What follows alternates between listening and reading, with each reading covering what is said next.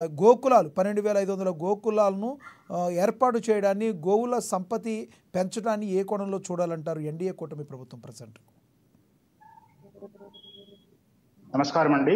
నమస్తే. ఇది ఈ గోకులం పేరుతోటి ఏదైతే చేస్తున్నారో ఇది మంచి ఆలోచన. దీన్ని ముందుకు తీసుకుపోవాల్సిందే అండి. ఓకే. ఎందుకండి అంటే ఇప్పుడు దీంట్లో కేవలం ఆవులతో పాటు మేకలు, ఇతర పశువులు వీటన్నింటినీ పెంచుకోవడం కోసం రైతులకు షెడ్లు నిర్మాణం చేసుకోవడం కోసం సబ్సిడీలు అవి ఇచ్చేసేసి స్కీమ్ పెట్టారు. మా లక్ష్యం ఏంటండి అంటే వీటిని చేస్తూనే దేశీ గోసంతతి యొక్క అభివృద్ధి, దేశీ గోసంతతి యొక్క రక్షణ, దేశీ గోసంతతి ఆధారంగా వ్యవసాయాన్ని ప్రోత్సహించటం, దేశీ గోసంతతి యొక్క పాడి పరిశ్రమను ప్రోత్సహించటం, వీటన్నింటినీ చేయాల్సినటువంటి తక్షణ కర్తవ్యం ప్రభుత్వం పైన ఉందండి. అంటే పాడి పంట అంటారు. పూర్వకాలం నుంచి మనం చూసినట్టయితే మన వ్యవసాయం, మన గ్రామీణ జీవన వ్యవస్థ, మన ఆర్థిక వ్యవస్థ, దేశం యొక్క ఆర్థిక వ్యవస్థ పూర్తిగా గోవు పైన ఆధారపడి ఉంది. కానీ ఇప్పుడు ఆ పవన్ కళ్యాణ్ మీరు అది చూపిస్తున్నారు స్క్రీన్ పైన, చక్కటి ఆవు అది చూసారు. అది దేశీ ఆవు లేదా ఎద్దు అయి ఉండి ఉంటుంది. అలాంటి సంతతిని కాపాడుకోవడం, అభివృద్ధి చేసుకోవడం అనేటటువంటిది, సమర్థన చేసుకోవడం అనే దాని మీద దృష్టి పెట్టాలండి. ఇప్పుడు ఉదాహరణకు ఆంధ్రప్రదేశ్కు సంబంధించినటువంటి దేశీ గోవులలో 2 ఉన్నాయి. ఒకటి పుంగనూరు, రెండోది ఒంగోలు జాతి సంబంధించినటువంటి ఆవులు. పుంగనూరు సంబంధించి చూసినట్టయితే పూర్తిగా అంతరించిపోయాయండి. చాలా ఒక 100, 150 మనకి ఏమైనా లభ్యమవుతాయేమో. ఇది ఒరిజినల్ పుంగనూరు ఆవులు కావాలి అని అంటే ఆ జాతి సంరక్షణ మీద ప్రభుత్వం దృష్టి పెట్టాలి. ఇది నరేంద్ర మోడీ తన ఆఫీస్లో ఒకసారి తన ప్రధానమంత్రి నివాసంలో ఆ గోవులతోటి తిరిగినప్పటి నుంచి దేశవ్యాప్తంగా ఈ పుంగనూరు ఆవులకు మీద క్రేజ్ పెరిగిందండి. చాలా మంది రోజు నాకు 2-3 ఫోన్ చేస్తూ ఉంటారు. మీరు ఆంధ్రప్రదేశ్లో ఉంటారు, మాకు పుంగనూరు ఆవులు కావాలండి, ఎట్లా మాకు ఎక్కడ దొరుకుతాయి, వాటిని ఎట్లా మాకు పంపించగలుగుతారు అండి అని చెప్పి. కాబట్టి ఆ విధంగా మన జాతులైనటువంటి వాటి మీద కాపాడుకోవాల్సినటువంటి, దృష్టి పెట్టాల్సినటువంటి అవసరం ఉంది. కేవలం షెడ్లు నిర్మించి వాళ్లకు 2, 4, 6 పశువులను దాంట్లో పెట్టడమే కాకుండా వాటి పాడి పాలు అవి అయిపోయిన తర్వాత ఒట్టిపోయిన తర్వాత వాటి యొక్క పేడ, మూత్రం ఆధారంగా వ్యవసాయాన్ని కూడా ప్రోత్సహించాలండి. అయితే పాలు అమ్ముకున్న తర్వాత రైతు వాటి గురించి అర్థం కాక వాటిని అమ్మేసుకుంటున్న పరిస్థితి మనకు కనపడుతుంది. రోజున నిన్ననే మనం ఉత్తరప్రదేశ్లో చూసాం. అక్కడ రాష్ట్ర ప్రభుత్వం ప్రకటన చేసింది, ఆవును పెంచుకుంటే ఒక ఆవుకు రోజుకు 30 రూపాయల చొప్పున నెలకు 900 రూపాయలు, అట్లా 4 ఆవులను మీరు పెంచుకున్నట్లయితే నెలకు 3,600 రూపాయలు మీకు ఇచ్చేస్తాము. దాని మీద వచ్చే పాడి, దాని మీద వచ్చే మూత్రం, దాని మీద వచ్చే పేడ అవన్నీ రైతు ఉపయోగించుకోవచ్చు అనేటువంటి ఒక చక్కటి స్కీమ్ను మననే ఉత్తరప్రదేశ్ ముఖ్యమంత్రి గారు అనౌన్స్ చేశారు.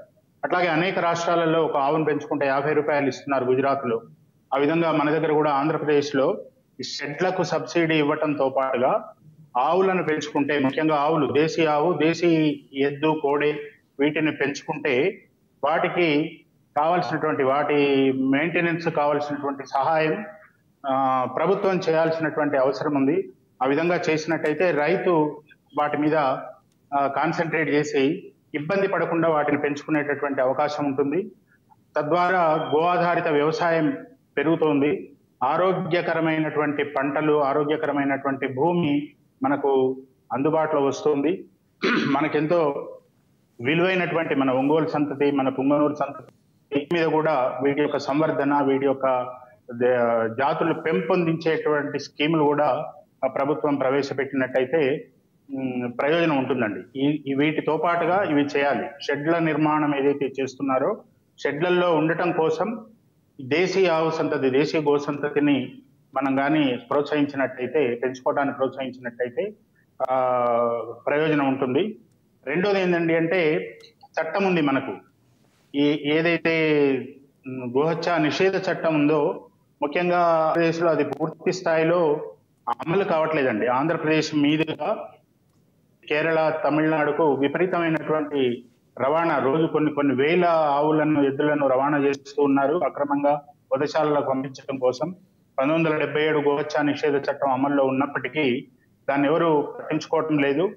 మొన్న 4 నెలల క్రితం ఎస్ పవన్ అయితే కళ్యాణ్ గారు యాదగిరిరావు గారు పిఠాపురంలో అయితే యాదగిరిరావు గారు చెప్పండి. గతంలో పవన్ కళ్యాణ్ ఈరోజు చేసిన వ్యాఖ్యలు, గత ప్రభుత్వం ఏదైతే ఉందో 250 గోకులాలను మాత్రమే గత ప్రభుత్వం స్థాపించింది, గోవులకు సంబంధించి పట్టించుకున్న పాపాన పోలేదు, కానీ ఈసారి మా ఎన్డీఏ ప్రభుత్వం అలా కాదు, గోవుల్ని పట్టించుకుంటామని చేసిన వ్యాఖ్యల్లో నిజముందంటారా? ఎంత కనపడుతుంది అంటే నేనేం చెప్తున్నానంటే ఒక 4 నెలల క్రితము ఇదే వారి నియోజకవర్గం పిఠాపురంలో అమ్మవారు ఉంటారు. అమ్మవారి దేవాలయానికి సమీపంలోనే గోహత్య జరుగుతుంది, గోమాంసం యొక్క షాపులు ఉన్నాయి అని చెప్పి మా వాళ్ళు అక్కడ ఉన్నటువంటి మా కార్యకర్తలు ఉద్యమం చేశారు. పవన్ కళ్యాణ్ గారికి ఒక మెయిల్ కూడా పెట్టడం జరిగింది. ఆ తర్వాత కొన్నింటిని అక్కడి నుంచి తొలగించినట్టుగా నాకున్న సమాచారం. కనుక ఆ దృష్టి పెట్టాలండి. ఆ దృష్టి మరి వారు ఏదైతే చెప్పినారో తప్పనిసరిగా దాన్ని అమలు చేస్తారనేటువంటిది విశ్వాసం ఉంది. స్వయంగా వారు ఫామ్ హౌస్ ఒకటి నిర్వహణ చేస్తున్నారు. పవన్ కళ్యాణ్ గోభక్తులు హైదరాబాద్ లో వారికి ఒక గోశాల కూడా ఉంది. నేను కూడా ఒకసారి వెళ్ళి చూసొచ్చాను. కాబట్టి దాన్ని ఏదో మాటలు చెప్పకుండా దీని మీద ప్రత్యేకమైనటువంటి ఒక దృష్టి పెట్టి చేసినట్టయితే తప్పనిసరిగా వారు ఏదైతే సంకల్పం చేశారో 250 అప్పుడు పెట్టారు, మేము పూర్తిగా రక్షిస్తాము, మేము కట్టుబడి ఉన్నాము అనే మాట తప్పనిసరిగా వారు దృష్టి పెట్టినట్టయితే ముందుకు వెళ్తుందండి.